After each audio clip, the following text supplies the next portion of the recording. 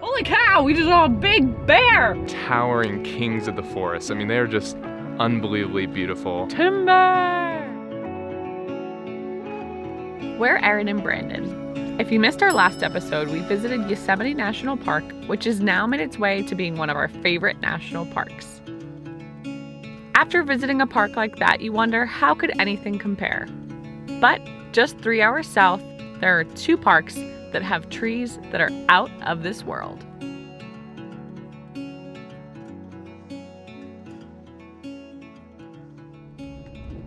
Kings Canyon and Sequoia National Park are right next to each other, and actually the National Park Service treats them as one entity. So we're going to do the same. In Kings Canyon National Park, we are currently heading towards General Grant Tree, which is apparently this very impressive tree. We're really excited to see it. It's like a Christmas tree. It's like a giant Christmas tree. It's like Rockefeller Center. I think they call it America's Christmas tree. It's not even Halloween yet, but I mean, you can get into the spirit. That's all we're doing in Kings Canyon though, and then we're heading to Sequoia National Park where we'll do some more stuff tomorrow.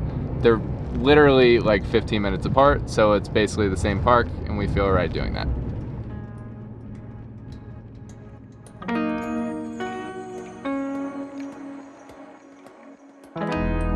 As we were driving up, Brandon was like, "Ooh, oh my God, I see it!" and pointed to one of the trees in the parking lot. I'm like, no, you have to do like a little hike to get there. But that just shows how all of these trees are so tall, so big. Also, we were just reading a sign that said this is one of the 3 tallest trees on the planet.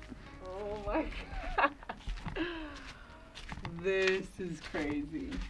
It is a tunnel in a tree. It's so sick. We just read a sign. We haven't even seen the tree yet. We read that it's 260 something feet tall, 40 feet wide, and it's just 1,700 years old. So I'm guessing that's a young tree. I did read somewhere that sequoias are like immortal, are not prone to disease or fungi, and they don't conduct heat well. So they're less likely to go on fire. The thing that usually brings them down, other than humans, once they get too tall, whatever too tall is for a sequoia, timber!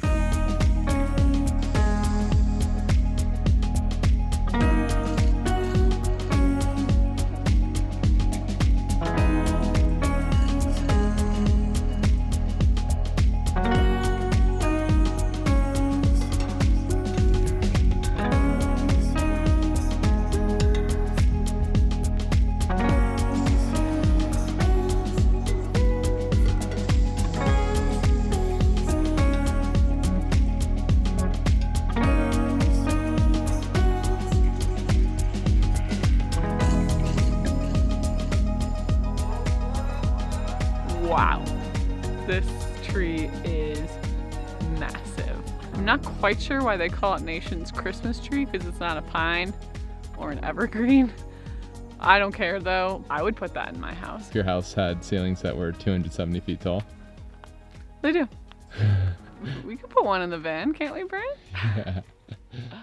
This 300-foot tree was cut in 1875 to show off at an exhibition in New York. The pioneers who were living in California at the time wanted to show how large their trees were out here, because the people on the East Coast didn't even understand or believe what they were talking about. They called it the California hoax.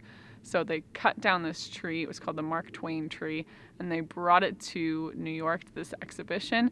And now parts of this tree are actually still being presented in museums in New York and London. And all that's left here is the stump.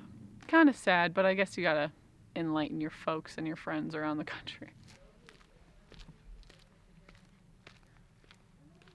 I personally have just really enjoyed these parks centered around trees. I loved Redwood National Park, and already I love Kings Canyon.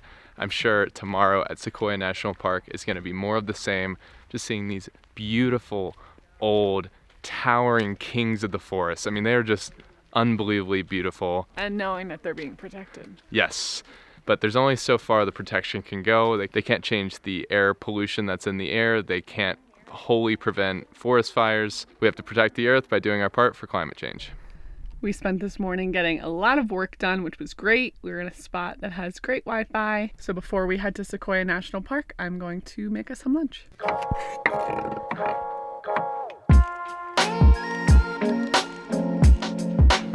Okay, thank you.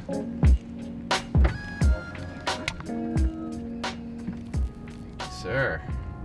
That could have been bad. Yeah, I don't know what exactly is going on, but we tried to come out of the National Forest Road that we were off, and it was coned off. He asked where we were going. Said we're going to Sequoia. He's like, all right, I'll let you go. Maybe we just missed the construction. Maybe we were lucky. I don't know. We'll see. The road seems really nice. I think they're paving the road, though, because it feels brand new. He didn't say anything, so I'm assuming that we're going to be able to make it all the way there. If not, you'll find out, because I'll be very upset. Fingers are crossed.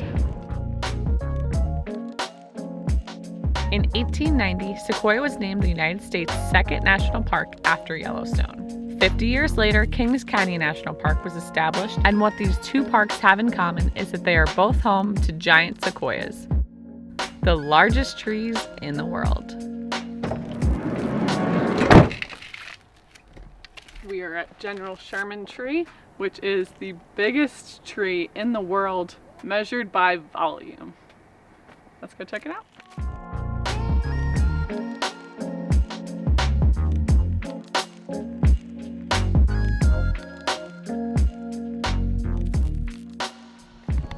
Oh my God, huge.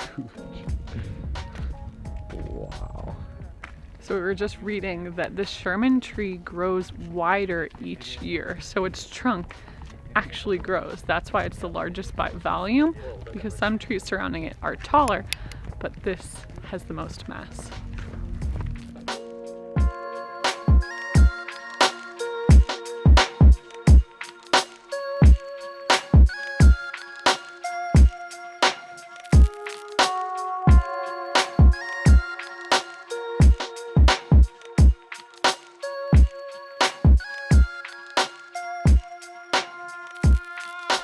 The Sherman tree is so large that as an average sized human looking up at the top of it, it's the same perspective of a mouse looking up at a human, which is crazy.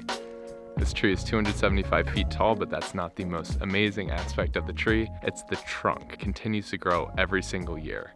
It's just crazy. Right now it's about 33 feet wide. Truly, I've never seen a tree so large because it's the biggest in the world, but it is absolutely massive and just crazy to behold.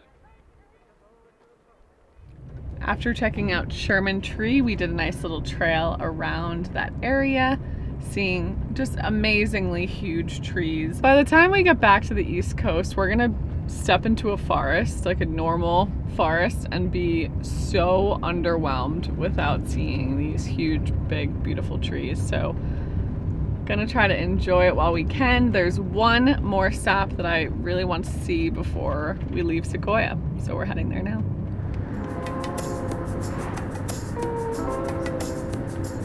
That's just how big the trees are. Look at that guy. Oh, he's in it.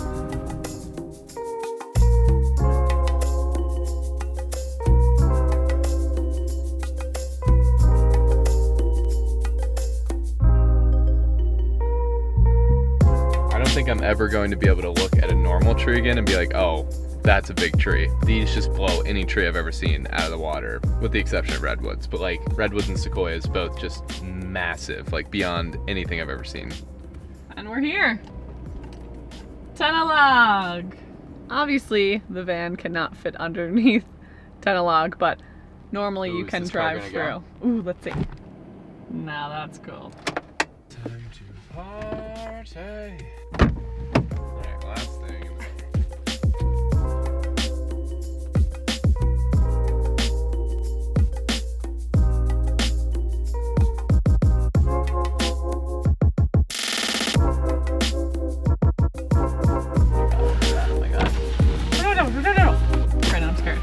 My heart is beating so fast right now.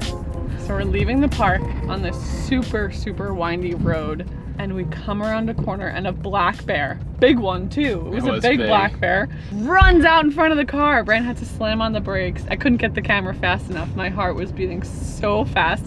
One, because I thought we were gonna hit it and like, oh my God.